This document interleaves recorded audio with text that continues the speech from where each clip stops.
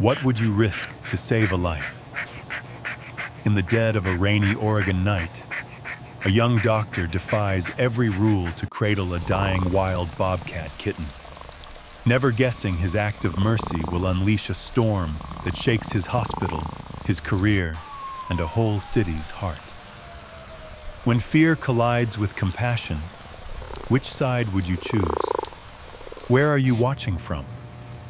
If you believe kindness is worth the risk, like and subscribe for more true stories that test the boundaries of hope.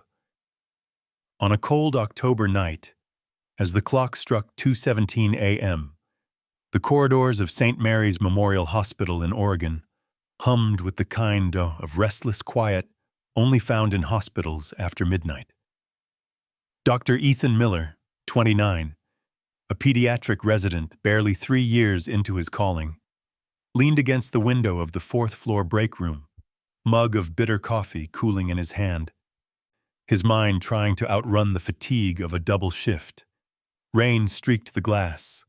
The parking lot below shimmered with puddles and the orange glare of sodium lamps.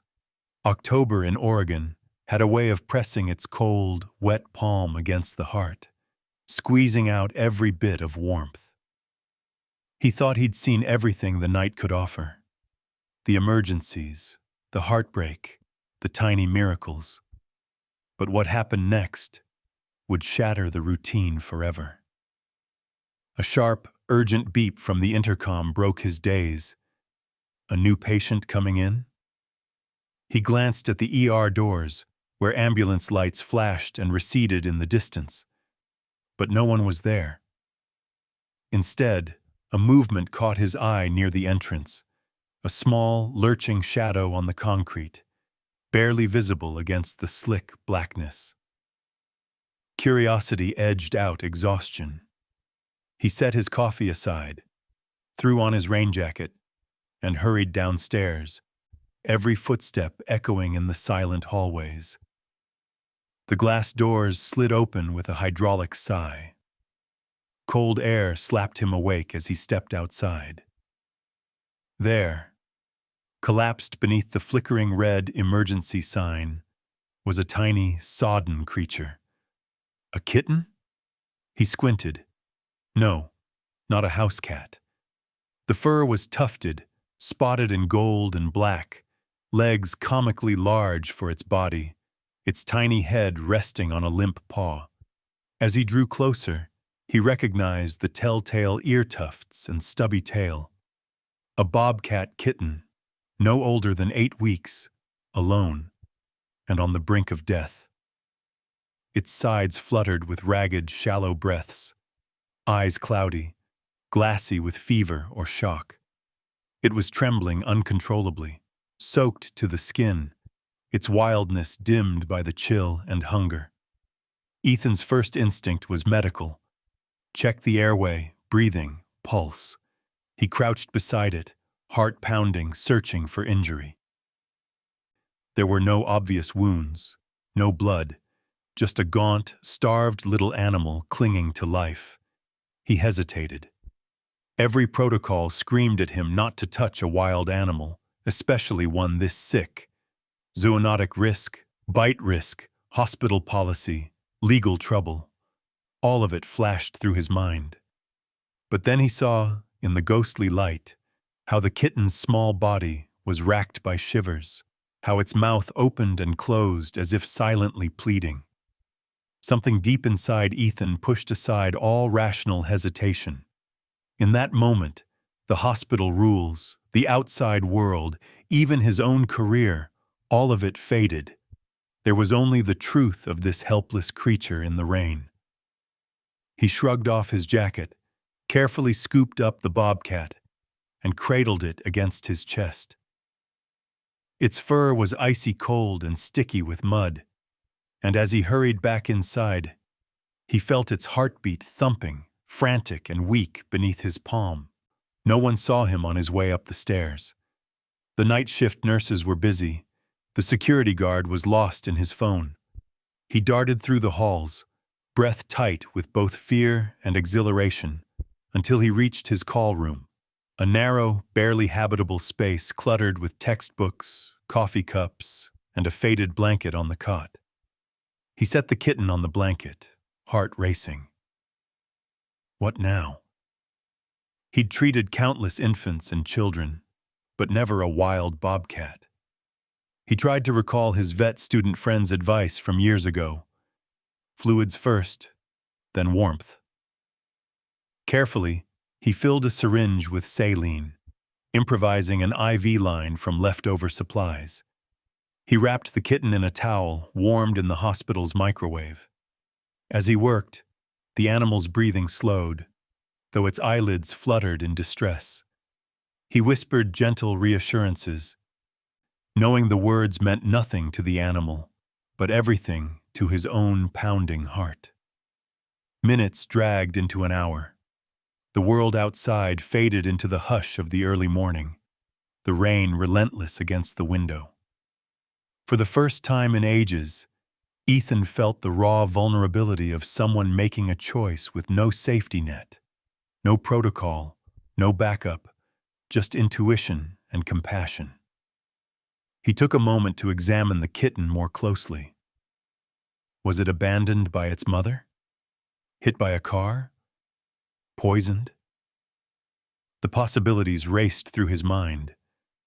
But the question that haunted him most was this: what is a wild bobcat kitten doing here, at the doorstep of a city hospital? As dawn crept over the horizon, faint light silvered the walls. The kitten stirred, eyes opening for a brief, foggy moment, then closing again as it shivered beneath the towel. Ethan checked his phone. No calls, no alarms. For now, his secret was safe. He didn't know it yet, but this single act of compassion was about to unravel his life. Already outside the door, footsteps approached, a nurse on her rounds. The world would soon find out what he had done.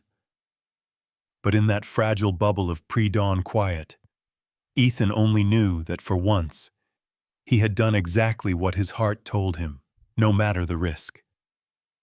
And somewhere in the cold hospital, an answer was starting to form.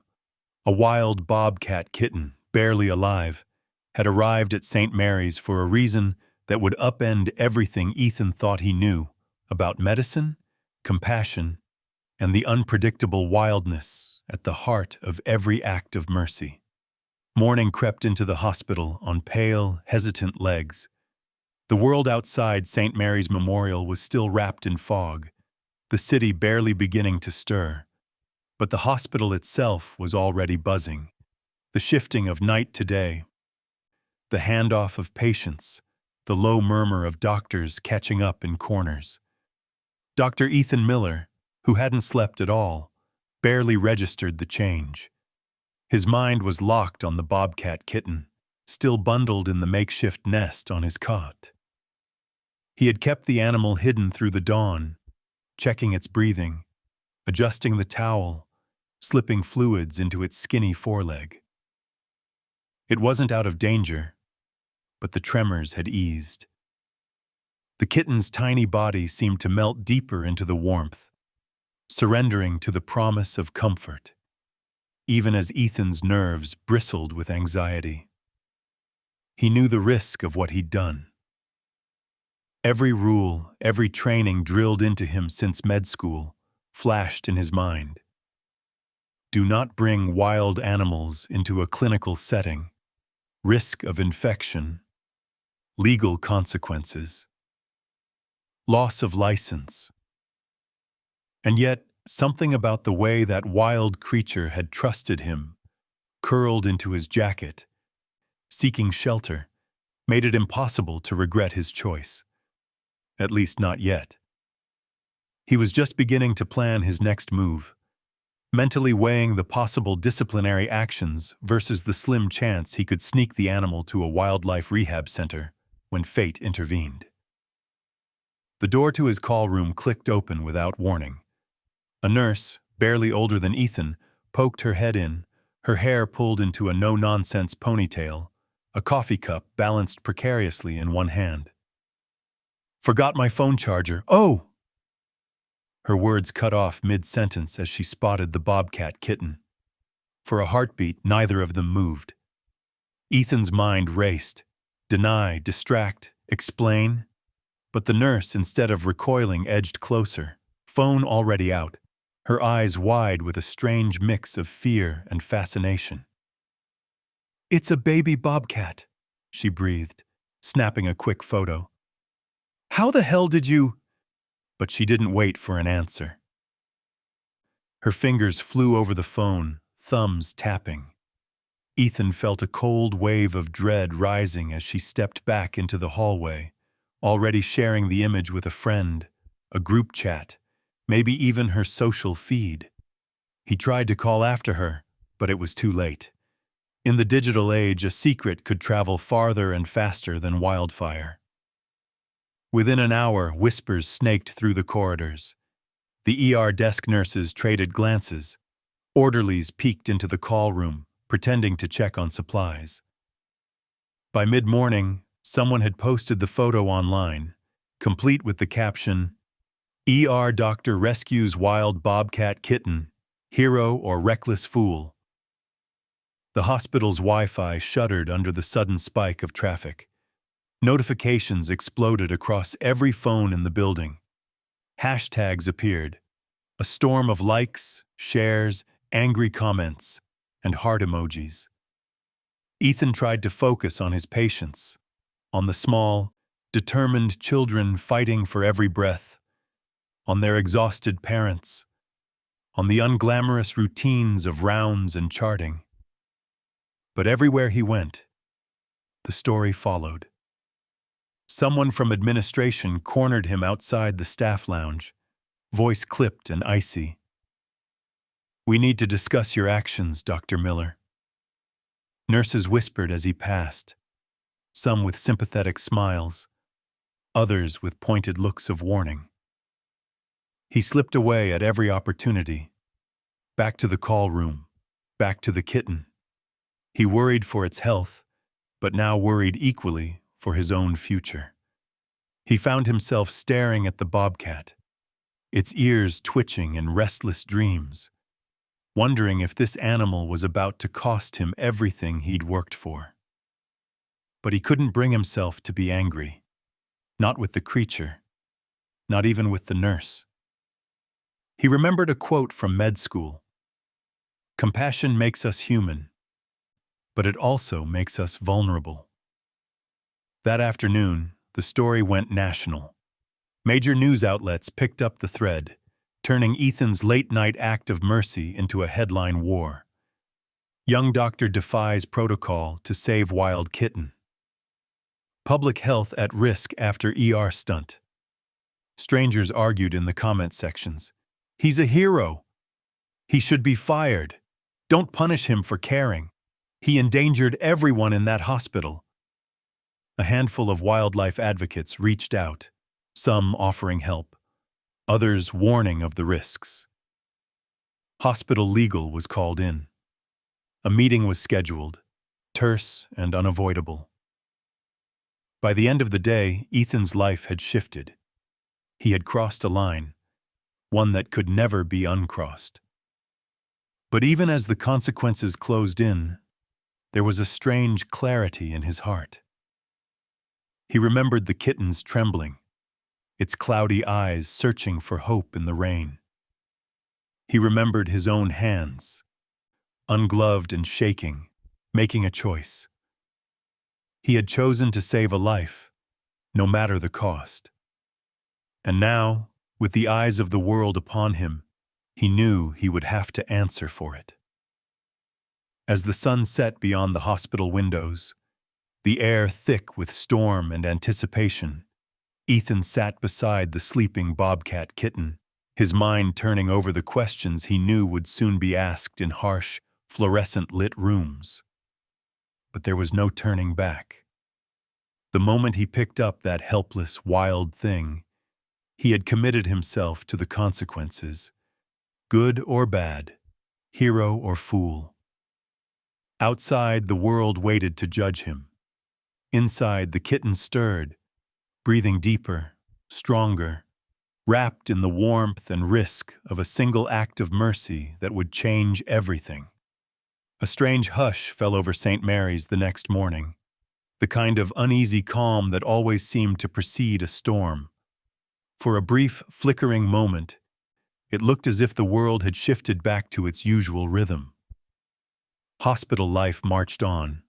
IV pumps beeped, monitors flashed, nurses hustled through their rounds. Even the relentless buzz about the Bobcat Kitten and Dr. Ethan Miller's impulsive rescue began to fade, buried beneath the daily avalanche of emergencies and ordinary miracles. Ethan clung to the illusion of normalcy as he made his rounds, checking on his youngest patients. He tried to hide the tiredness in his eyes, tried to be present for every small triumph, a child's laugh, a fever breaking, a parent's grateful glance. But his mind kept circling back to the call room, where the Bobcat Kitten, still unnamed, still a living secret, curled in a shoebox lined with towels, hidden away from the scrutiny of the hospital leadership. He slipped away between patients, his heart pounding with both guilt and a quiet sense of hope. The kitten had survived the night, and for the first time since its arrival, it seemed stronger. Its breathing, though shallow, was less labored. Its eyes, once glazed and dull, now held a faint, questioning light. Every time Ethan peered into that box, he saw the spark of something wild and resilient, something that refused to surrender. Mid-morning brought a new visitor, Lucas. The boy, no more than 10, was fighting a battle no child should have to face. Leukemia had whittled away his hair, left his skin pale as candle wax, but hadn't managed to dim the sharp gleam in his eyes. He was Ethan's favorite patient, a kid who met each day with a kind of defiant humor, always quick with a joke or a lopsided smile. Lucas's mother had stepped out to talk with the doctors, leaving the boy alone in his room. Spotting Ethan in the hallway, Lucas beckoned him over, boredom and curiosity dancing on his face. Ethan hesitated, then made a decision. If anyone needed a moment of wonder, it was this boy. "Want to see something wild?" Ethan whispered, glancing up and down the hallway. He led Lucas, IV pole in tow, to the call room, pausing just long enough to be sure no one was watching. Inside, he lifted the towel, revealing the Bobcat Kitten. For a moment, the boy was silent, mouth slightly open, all bravado stripped away. Then, carefully, Lucas reached out, hand trembling. The kitten blinked at him, then pushed its small head against the boy's palm. In that instant, something changed. The tiredness melted from Lucas's face, replaced by awe and excitement. The kitten, so close to death only hours before, purred, a rough, uncertain sound that seemed to vibrate hope into the sterile room. The moment didn't last long, but its impact was immediate.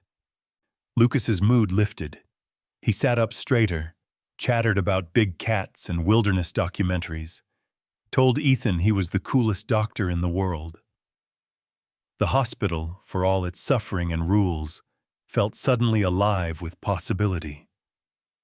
But as the day wore on, the line between hope and fear began to blur. Ethan returned to his duties, nerves stretched taut by the secrecy and the looming threat of discovery. For a while, the hospital staff seemed to move on, distracted by the latest wave of patients. Yet beneath the surface, tension simmered.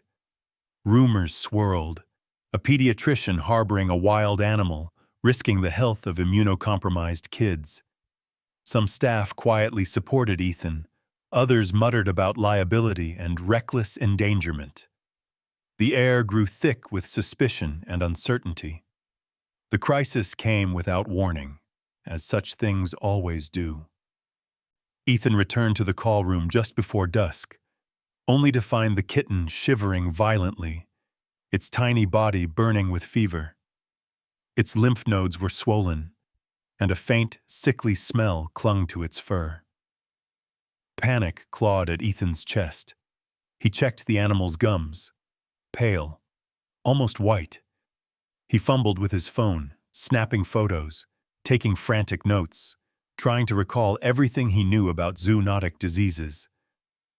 Suddenly, a quiet knock sounded at the door. Dr. Amanda Foster, head of infection control, stepped in.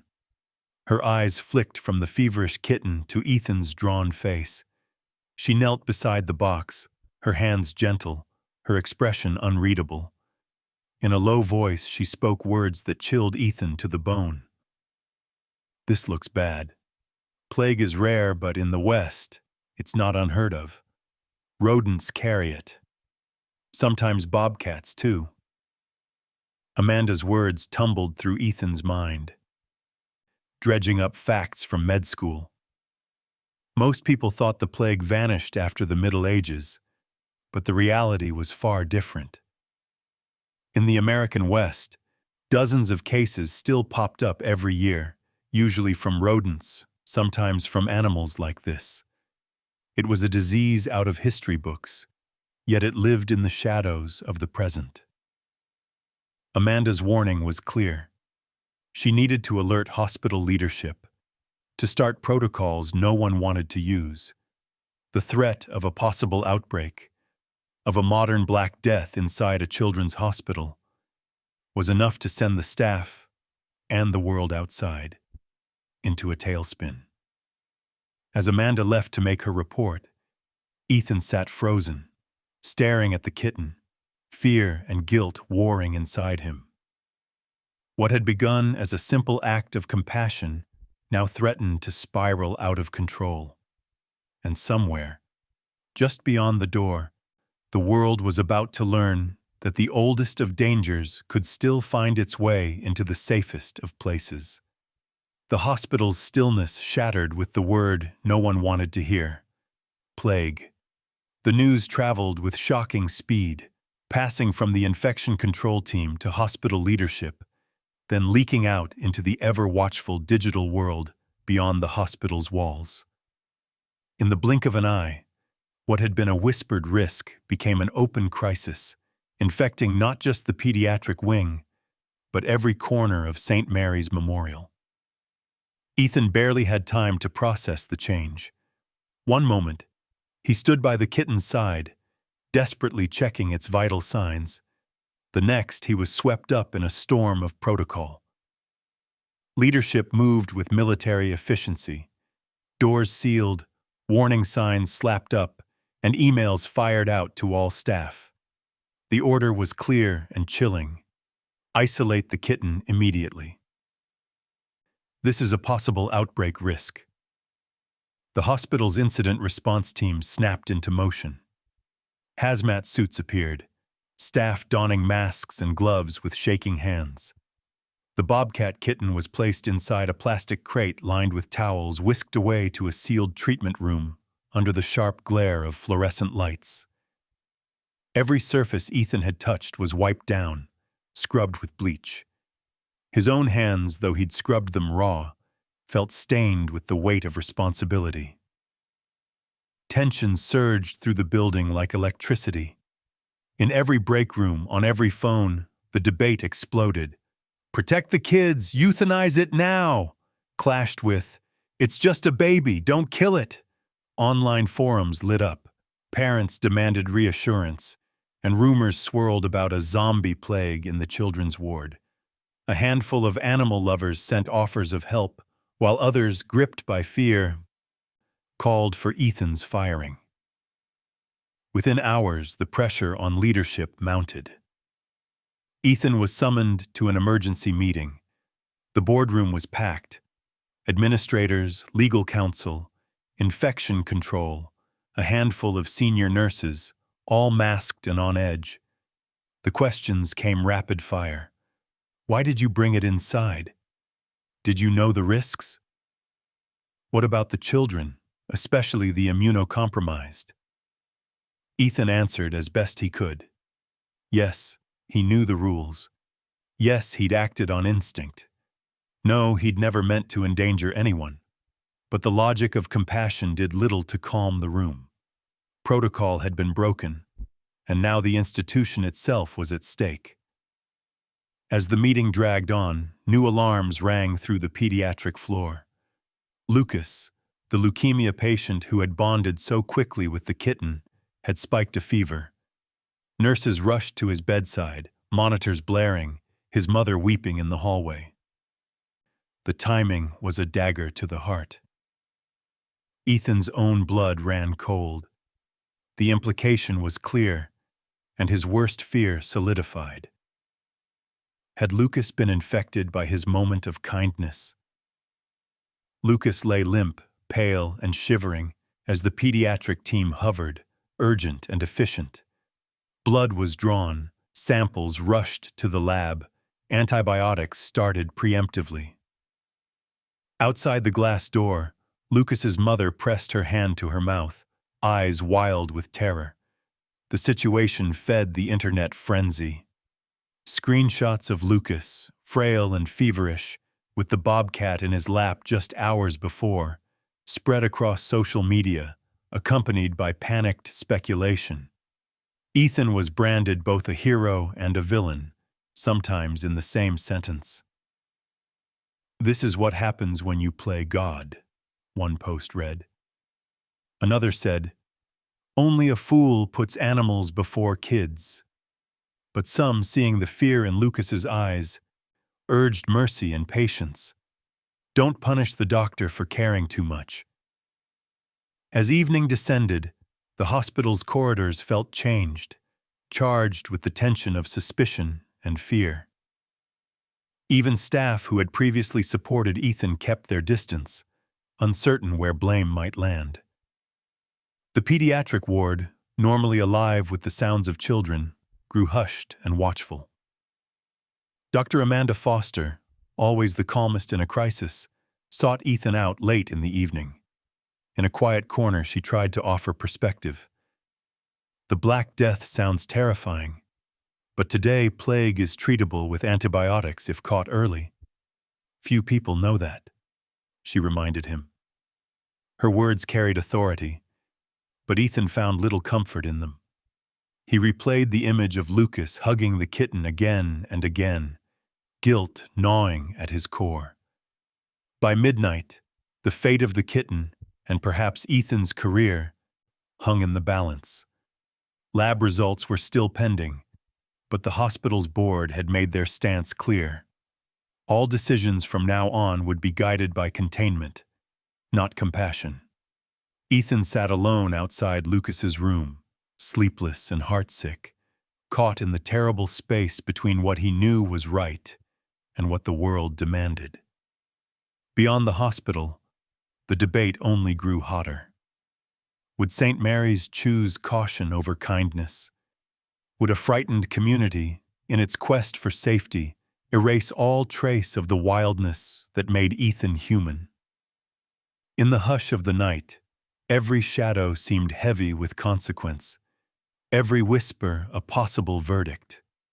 The wild bobcat, once a symbol of hope, had become the eye of a storm, and the true cost of Ethan's choice had yet to be paid. By dawn, tension had become the hospital's pulse, a silent drumbeat under every conversation and decision. Lucas's sudden fever had shattered what little hope Ethan clung to, and he spent the long hours waiting outside the boy's isolation room, replaying every decision, every risk, every ounce of compassion that now felt dangerous. The Bobcat Kitten, once a fragile promise, was locked away, its fate a matter for unseen committees and protocol binders. Ethan felt helpless, a bystander to the chaos he'd unleashed. Through the early morning haze, news outlets had already picked up Lucas's story. His face, round, pale, and unmistakably vulnerable, appeared next to the words "potential outbreak" and "reckless doctor." The pediatric ward, usually a sanctuary of color and gentle noise, was tense, the staff moving quietly, everyone glancing at screens for updates. Parents gathered near windows, whispering and worrying. Hospital leadership met behind closed doors, making decisions that would echo far beyond the old stone walls. Amanda Foster, unflappable and clear-eyed, was the only one who approached Ethan directly. She appeared by his side just after sunrise, holding a sheaf of new lab reports. She wasted no time on small talk, her tone both brisk and reassuring. Lucas's blood work is back. The fever was just a reaction to his latest round of chemotherapy. Nothing infectious. He's not showing any symptoms of plague. Relief rushed through Ethan so quickly it left him unsteady, almost dizzy. The boy would be okay. The worst hadn't come to pass, not yet. But relief was quickly swallowed by reality. The panic, once sparked, was not easily tamed. News of Lucas's negative results did little to calm the parents or the press. The narrative had already taken on a life of its own. Social media churned, with half the country demanding the kitten's immediate removal, and the other half launching campaigns to save the Bobcat. Ethan felt as though he'd been swept into a storm, a single man against the impossible momentum of public fear and outrage. In the boardroom, leaders moved to act decisively. The hospital board, grim-faced and exhausted, declared that the kitten must be removed from hospital grounds, both as a health precaution and to quiet the outcry. Ethan was told to focus on his patients and leave the animal's fate to those better equipped to handle it. For the first time since the ordeal began, Ethan felt not just afraid, but angry. He realized that reacting wasn't enough. Facts, not feelings, had to guide the next steps. Late that morning, as he lingered by Lucas's room, Amanda slipped him a folder filled with articles and printouts. Her voice was low, her words careful. Most people don't realize bobcats, and even house cats, can catch plague from hunting rodents. The risk is real, but so is the science. She pressed his hand, a silent encouragement. If you want to fight for this animal, you need more than compassion. You need proof. Ethan spent the next hours buried in research. He pored over case studies, CDC bulletins, veterinary journals, and old lecture notes. The deeper he dug, the clearer it became. The plague wasn't some ancient scourge, but a living threat in the modern West, lurking at the edges of wild and suburban spaces. There were dozens of cases every year, mostly among those who spent time outdoors or whose pets hunted rodents. The true danger wasn't the disease itself, treatable with modern antibiotics, but ignorance and fear. He remembered Amanda's words, and something shifted in him. The hospital was paralyzed by panic, responding with isolation and blame. But Ethan saw another path. If he could prove the science, demonstrate the reality of the risk, but also the possibilities for care, he might save the kitten and perhaps restore some trust in the very human messiness of medicine. He found Amanda in the lab, the air thick with the sterile tang of alcohol and the hum of machines. Together, they drew more blood from the kitten, their hands steady and precise despite the pressure. They agreed. If the animal showed signs of exposure without full-blown infection, it might carry antibodies. A natural survivor, a testament to both the danger and resilience of wild creatures. As they waited for the tests, Ethan's thoughts drifted to Lucas, who had already begun asking about the kitten, his spirit lifted by hope rather than fear. The board's decision still loomed. The kitten would be taken by evening, removed to an unknown fate. But Ethan, no longer content to wait, prepared to make his case. He rehearsed the facts, the stories, the statistics. He told himself that truth, backed by evidence and delivered with conviction, might still have the power to cut through the panic and suspicion. The hospital, under siege by news crews and angry phone calls, felt like a fortress. Yet for the first time since that cold October night, Ethan's hope flickered back to life. He understood now that courage in medicine was not just about saving lives, but about facing down fear, one truth at a time. The clock ticked down toward evening, and the stakes had never felt higher. If the kitten's results were what Amanda hoped, Ethan would have his proof. But if not, he would be forced to watch another innocent life, wild and stubborn, disappear behind the walls of bureaucracy and dread. As the afternoon pressed on, Ethan's mind raced with a desperate energy. The hospital had become a battleground. Staff divided, leadership weary, the public's gaze relentless and unforgiving. Every decision was scrutinized, every movement shadowed by the lingering question of risk. But Ethan, newly galvanized by purpose, refused to let fear dictate the outcome. He clung to the hope that facts, real, hard evidence, could break through the haze of suspicion and reaction. In the clinical quiet of the laboratory, Ethan and Amanda worked in secret. The Bobcat Kitten, now a symbol of hope and controversy, lay in a clear isolation cage lined with blankets.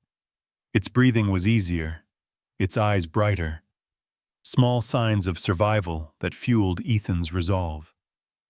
Amanda prepared the testing supplies, her professionalism a steadying anchor for them both. They drew a fresh blood sample from the kitten, hands moving in practiced silence, and set the tests in motion. The minutes stretched, fraught and brittle. Ethan paced the hallway outside the lab, waiting for the machines to deliver their verdict. Every so often he glimpsed Lucas through the glass of his isolation room, pale but sitting upright, an eager look on his face as he watched cartoons. The boy's improvement offered Ethan a measure of comfort, but the fate of the kitten weighed even heavier. This was no longer just about one act of compassion. It had become a test of whether empathy could survive under fire.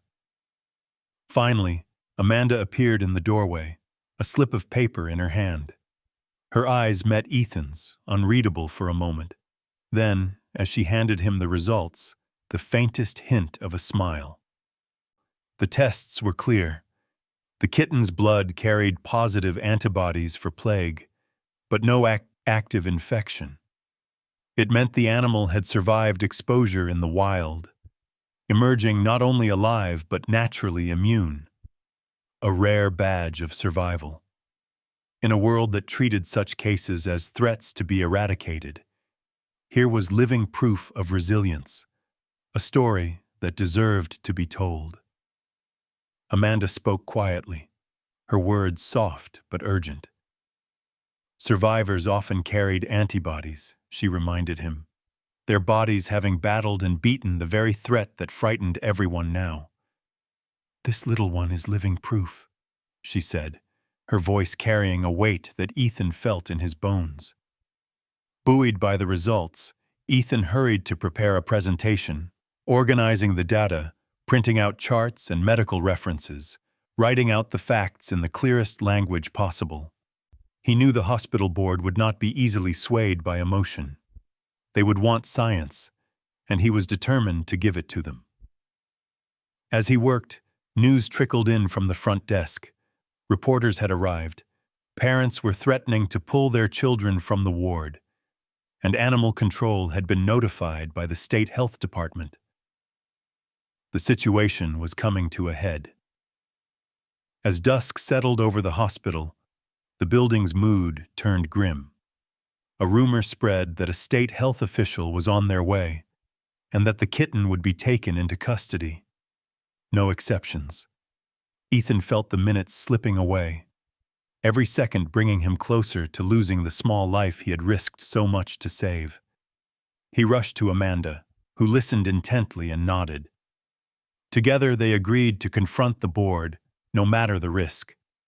They rehearsed their argument in whispers, science first, then the human element, the simple truth that in medicine, every case was unique, every risk balanced by possibility. Ethan's heart pounded as he gathered his notes, feeling the enormity of what lay ahead. But before they could act, hospital security arrived. 2 officers, dressed in black uniforms, blocked the lab door. The order was blunt and final. By direction of the state health department, the animal must be confiscated immediately. Ethan protested, explaining the results, the immunity, the rarity of such a survivor. But the guards were unmoved. The decision had been made. No appeals, no second chances. Amanda tried as well, her voice calm but edged with urgency. But policy was absolute. The hospital's liability, the board's reputation, the state's mandate.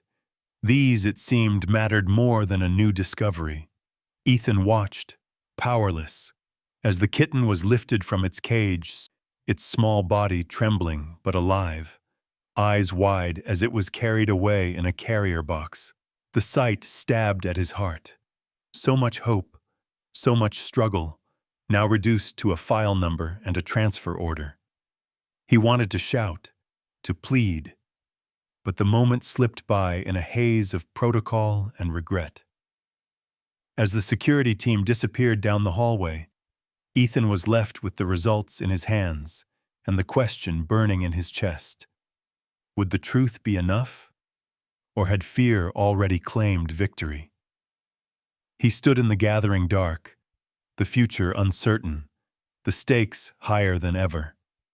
The story of one wild bobcat, immune to an ancient danger, now rested on whether Ethan and Amanda could make the world listen before it was too late.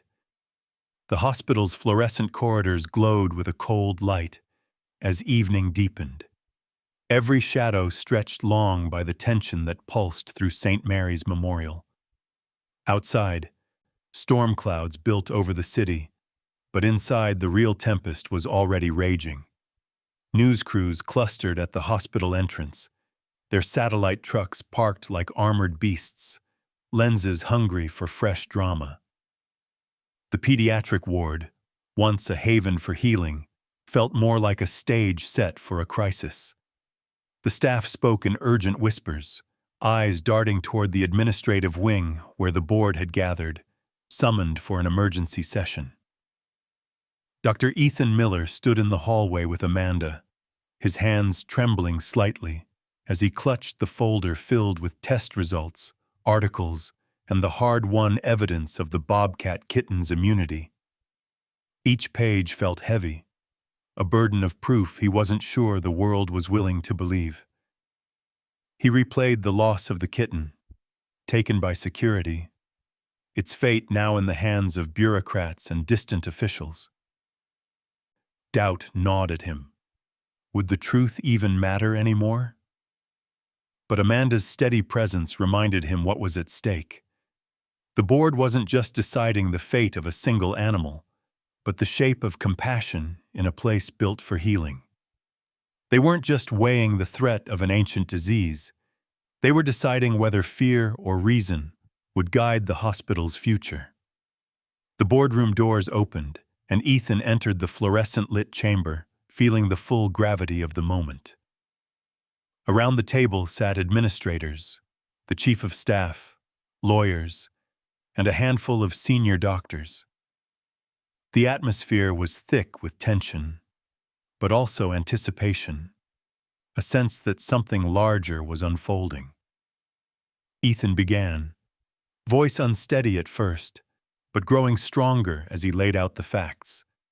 He spoke of the history of plague in the American West, how it never truly vanished, how rodents and wild animals could still carry the ancient threat into the modern world. He explained the science. The kitten had been exposed, survived, and now carried natural antibodies. It was not just a victim, but a survivor, living proof that the old fears could be faced and overcome.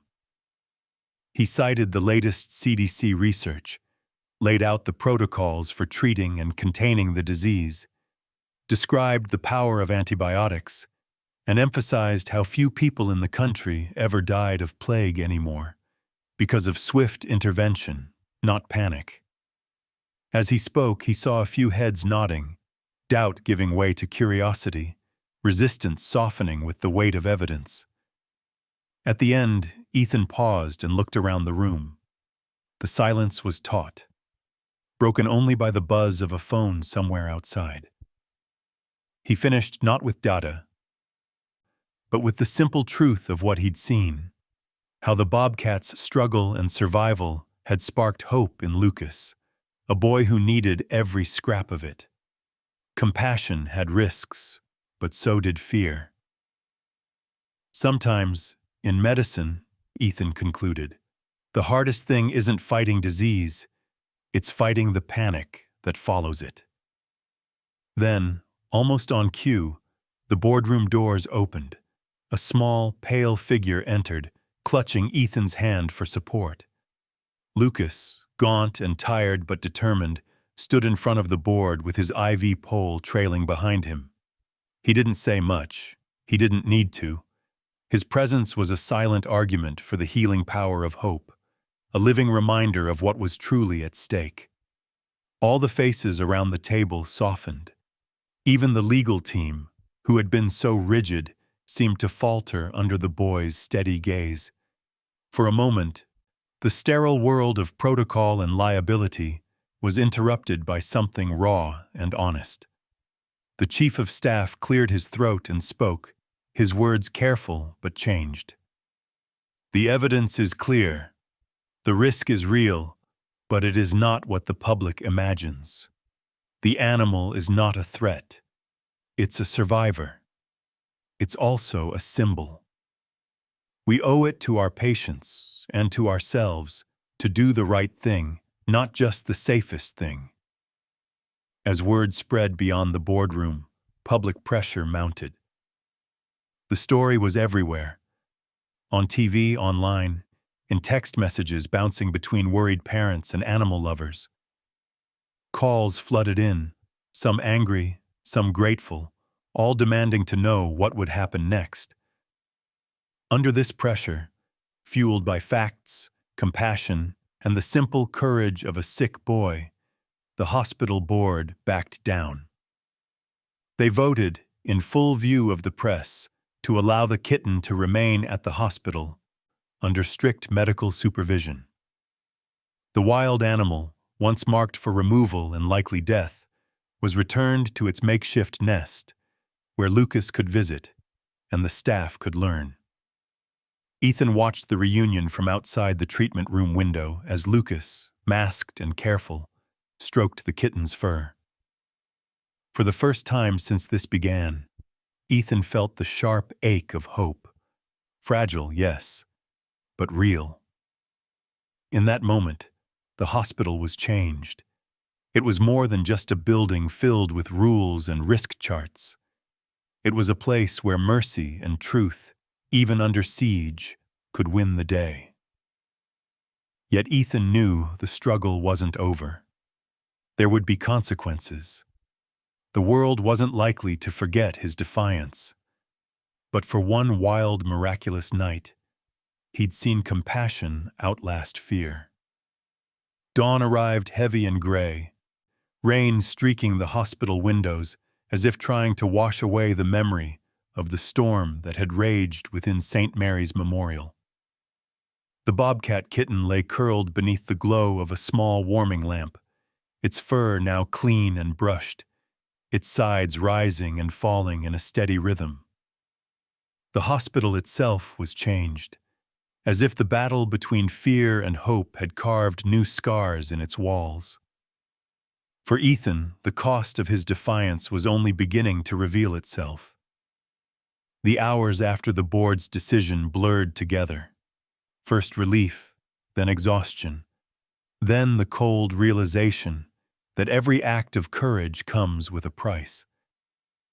The story of the wild bobcat and the reckless pediatrician swept across the country, amplified by morning news anchors and social media feeds hungry for heroes and villains. Some celebrated Ethan as a symbol of compassion, while others called for his license, certain that a line had been crossed and discipline was overdue. Inside the hospital, scrutiny fell like rain. Every protocol was reviewed, every case dissected for evidence of laxity. Leadership, desperate to prove that order would be restored, imposed a series of new controls. Animal-assisted visits, once welcomed as a small mercy for suffering children, were suspended. Staff attended mandatory safety briefings. Committees met late into the night, debating policies and searching for someone to blame. Ethan was called to a formal review. He sat in a stuffy office under fluorescent lights, facing a semicircle of administrators and risk managers. They questioned him about every step: how he found the kitten, why he hid it, what risks he considered, what procedures he ignored. Ethan answered as honestly as he could, refusing to defend his actions with anything but the truth. He did not argue or excuse. He simply said what had happened and why. The board's judgment was severe but not fatal. Ethan was formally reprimanded, a black mark added to his file, his future advancement suddenly uncertain. For weeks, he felt the sting of disapproval in every meeting and every sideways glance in the hall. Some colleagues distanced themselves, unwilling to be caught up in controversy. Others quietly offered support, a hand on his shoulder or a nod of respect passed in a crowded elevator. The price paid by the hospital was just as real. Journalists camped outside for days, cameras trained on every door. Angry parents called demanding answers, while animal rights activists sent letters and emails, some of gratitude, some of outrage. Patient intake dropped briefly as rumors circulated about the plague hospital. The administration responded with transparency campaigns, daily updates, and promises to tighten every protocol. But beneath the turbulence, healing quietly began. Lucas's health improved, both physically and emotionally. Each day he was allowed to visit the kitten. His laughter grew louder, his steps a bit stronger. Doctors noted his progress with cautious optimism, but Ethan knew the truth. It was the bobcat, not just the medicine, that had helped the boy reclaim a piece of his courage. As the weeks passed, the staff learned to adjust to the new reality. The bobcat became a special patient, assigned a bright red file and a rotation of caregivers in full protective gear. Amanda oversaw its treatment, documenting every step for the hospital's legal team and for the researchers who soon began to take interest in the kitten's unique case. Vet specialists visited, taking samples and photographs, eager to study a wild animal with natural immunity, a rarity in their field. Ethan, meanwhile, was forced to grapple with what his choices had cost. He worked double shifts, trying to rebuild the trust of his superiors. Every time he walked past the treatment room and glimpsed the bobcat sprawled in the sunlight, he felt a complicated mix of pride and regret. He could not ignore the damage done or the risk he had placed on others, but neither could he wish away the moment of instinct that had saved a life. One night, as the hospital settled into uneasy quiet, Ethan lingered at the glass wall of the treatment room.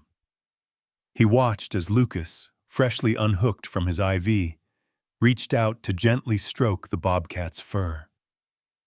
The wild creature, once so close to death, now purred under the boy's touch, its ears twitching in contentment. Ethan realized then that every victory in medicine, every patient saved, every lesson learned, was born from risk and sacrifice. St. Mary's Memorial would recover. its leaders would learn, its staff would adapt, and the story of the wild bobcat would fade from the news. But for Ethan, the lesson would last forever. The true cost of compassion wasn't measured in reprimands or headlines, but in the quiet, stubborn persistence to do what was right, even when no one was watching.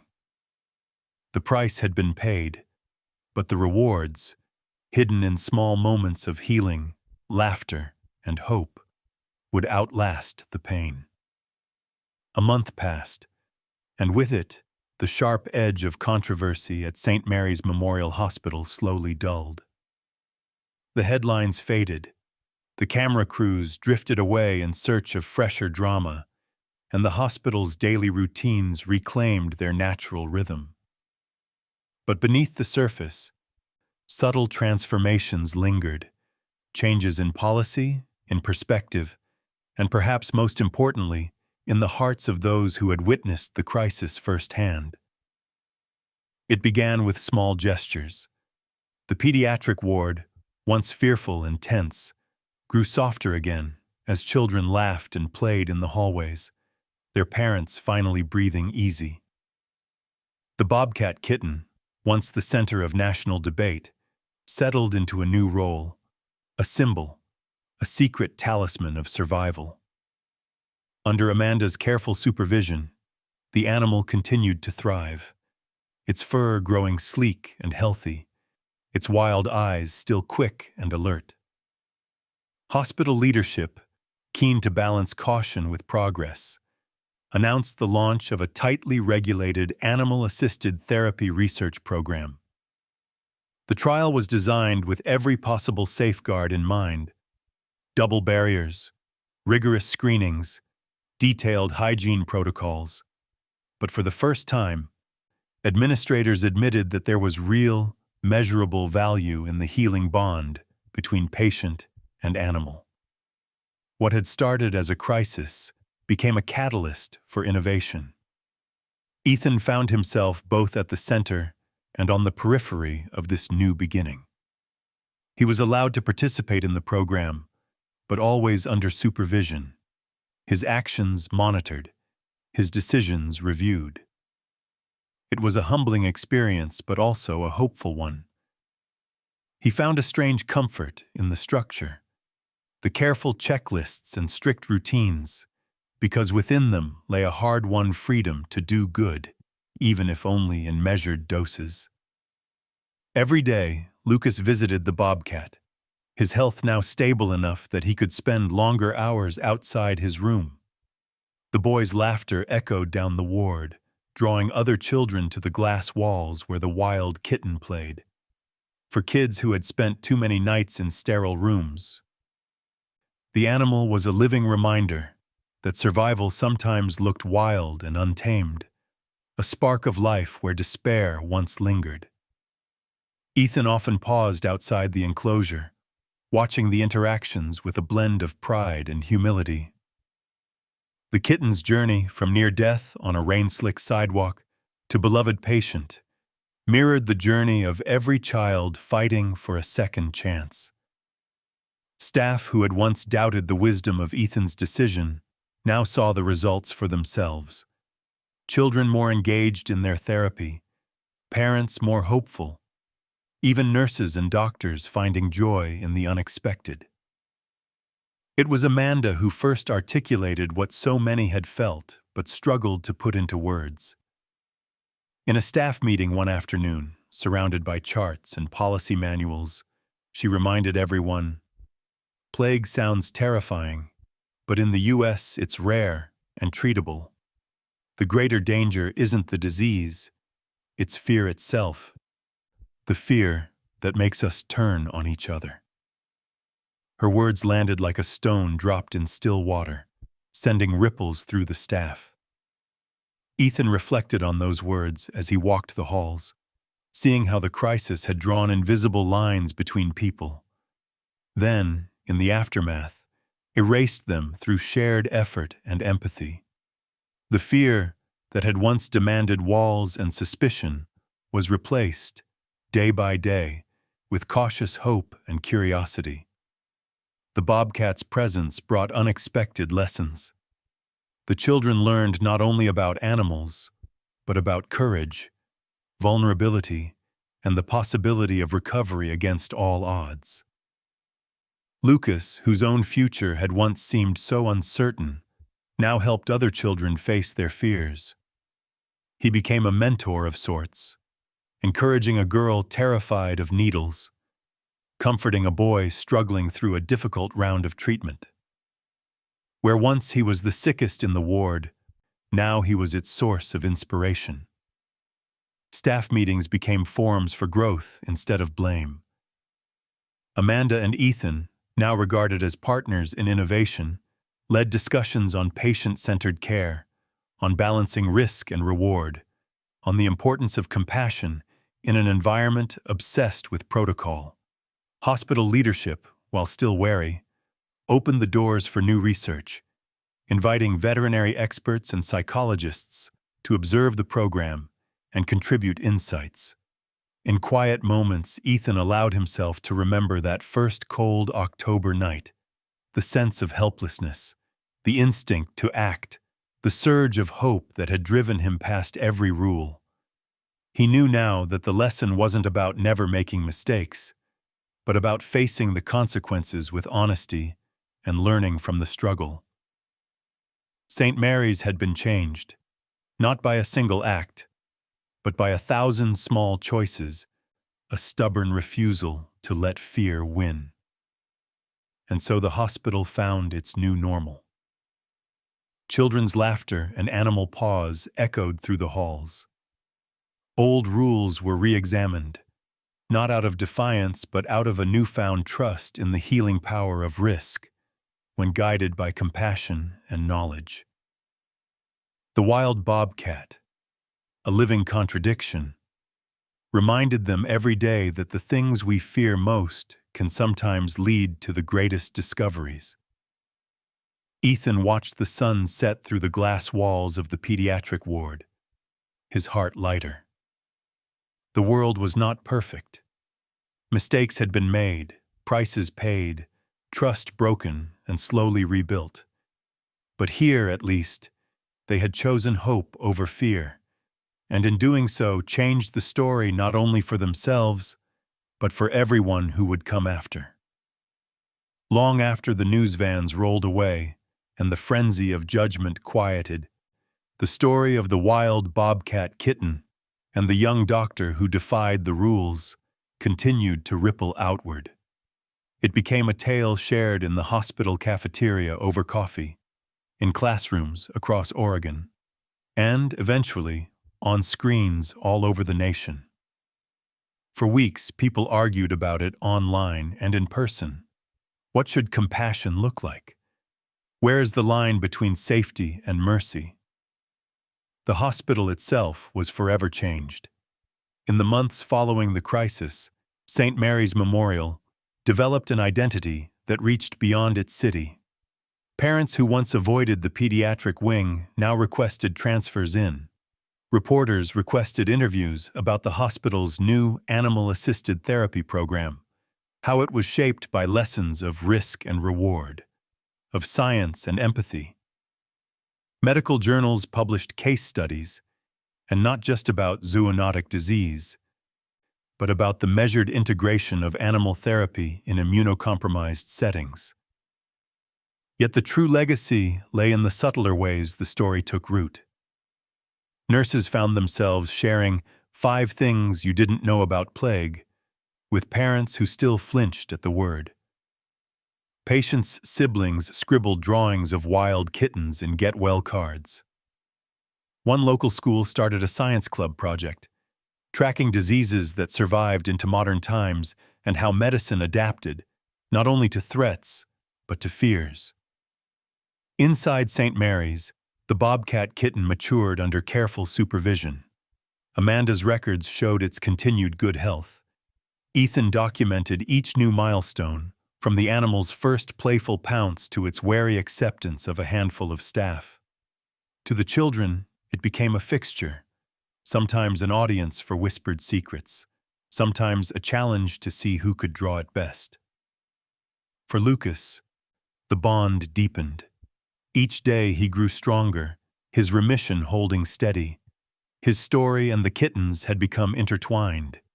Two survivors who taught everyone around them that vulnerability could be a source of strength. The hospital's research program, tightly monitored, drew visitors from around the country. Some came skeptical, others eager. All left changed, if only a little, by witnessing how careful, compassionate risk had produced something lasting. Not just a case study, but a symbol. It was a living answer to the question that had haunted so many during those fearful first days. What if our greatest danger isn't disease, but the panic that divides us? Ethan continued his work, forever marked by those weeks of fire. He found himself speaking at conferences, sometimes reluctantly, always honestly. He shared the medical facts, yes, but more often he shared the questions that lingered. What are we truly protecting when we let fear dictate policy? What happens to a hospital or a community when we choose suspicion over hope? Those who listened brought the story home, retelling it at dinner tables and PTA meetings, adding their own lessons and worries. It spread, sometimes distorted, sometimes deepened, until it was no longer just about a kitten or a doctor, but about the crossroads every community faces between safety and compassion. The story became a mirror, reflecting the best and worst of everyone who heard it. Amanda, too, saw her work change. She helped develop new curriculum for medical students, urging them to balance vigilance with empathy. She led workshops with her infection control team, focusing not just on diseases, but on the human factors that complicate every outbreak: rumors, blame, fear of the unknown. In every seminar, she returned to the same truth. The real danger isn't always the pathogen.